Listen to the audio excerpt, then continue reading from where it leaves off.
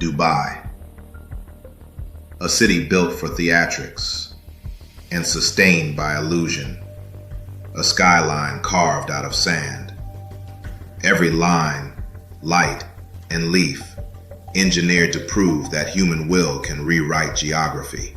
According to Dubai's Department of Economy and Tourism, before 2020, the city hosted over 16 million visitors, and by 2024, more than 18.7 million. The trend hasn't slowed. Through early 2025, arrivals were tracking nearly 7% higher than the year before. Dubai reflects the world's appetite for perfection, clean, curated, and endlessly upgraded. Here, wealth isn't whispered, it's broadcast. Hotels compete not for comfort but for astonishment. 7-star suites, indoor jungles, entire islands carved into art. Visitors come to experience what unrestrained ambition looks like. Influencers frame it as inspiration. Financiers call it vision realized. But beneath both is the same desire. The fantasy that control can be purchased, not earned. In a region known for volatility, Dubai sells predictability. Crime rates remain low. Rules are clear. And the city operates like a flawless machine.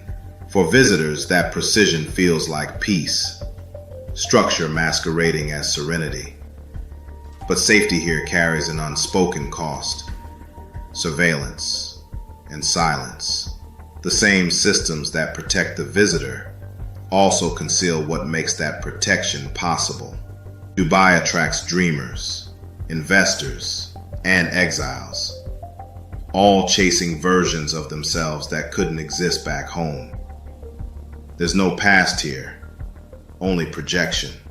And for many, that's intoxicating. To build, to brand, to belong. In a place that measures worth in visibility, visitors leave with proof of success.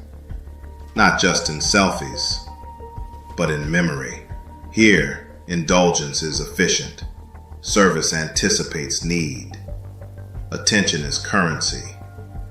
The city functions like a living algorithm, optimizing for desire, a kind of spiritual symmetry where money, order, and admiration align. For travelers from chaotic economies or aging cities, that alignment feels like proof that human design can outthink decay. Tourism drives roughly 12% of Dubai's GDP, feeding a broader economy built on logistics, real estate, and global trade.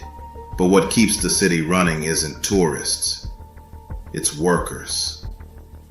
Nearly 90% of Dubai's population are foreign nationals. This type of labor immigration creates a city population that's nearly 70% male. A staggering number similar to that of nearby Doha, Qatar. They clean the rooms, pour the drinks, lay the tiles, and keep the glass spotless on towers they'll never afford to enter. The city's perfection is maintained by an invisible majority, a labor force living in crowded compounds far from the skyline, in conditions that are anything but luxurious. Long hours, limited mobility, low wages, few days off. Their stories rarely told, and yet for many, it's still opportunity, a chance to support the families they left behind. Exploitation or exchange. The truth lies somewhere between. The visitors keep coming. For citizens, Dubai's ambition is both pride and pressure. Success here is never static. It must be performed, refreshed, and reframed. For migrant laborers, the cost is different. They are the scaffolding of the dream, essential, replaceable, invisible. And when perfection is the product, the flaws can't be allowed to show. Dubai's glamour hides more than labor. it hides desire. In a culture that outlaws vice in public, but rewards indulgence in private, appetite becomes an import. Social media hints at a quieter trade. Influencers, professional companions, and party models flown in under vague contracts to populate exclusive events. None of it officially exists. Yet everyone online seems to know someone who's been invited. It's another extension of the city's dependence on appearance, image as economy, beauty as access. When image becomes currency, relationships turn transactional, and sometimes very exotic. The shadows of Dubai have been documented. But with travel numbers rising each year, a question lingers. Do the ends justify the means? Or do we simply prefer not to look too closely when the results glitter with such splendor? Every escape we've explored, pleasure, balance, control, began with an idea, not a place, not a promise.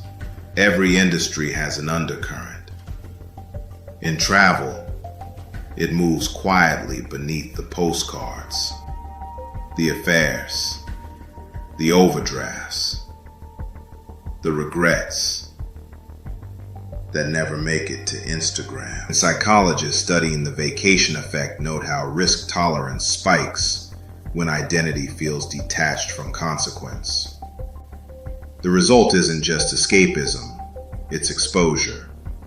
Away from accountability, travel becomes a dreamlike state, a fantasy, a lifestyle, cultivated, filtered, and exported. And as we continue exploring the darker recesses of our own mind's eye, we end up learning more about ourselves than the places we visit. If something in this episode hits you, don't just scroll away. Like, subscribe, and tell us your take. We're new here, and you get to help build this from the ground up. We'll keep exploring the seedy side.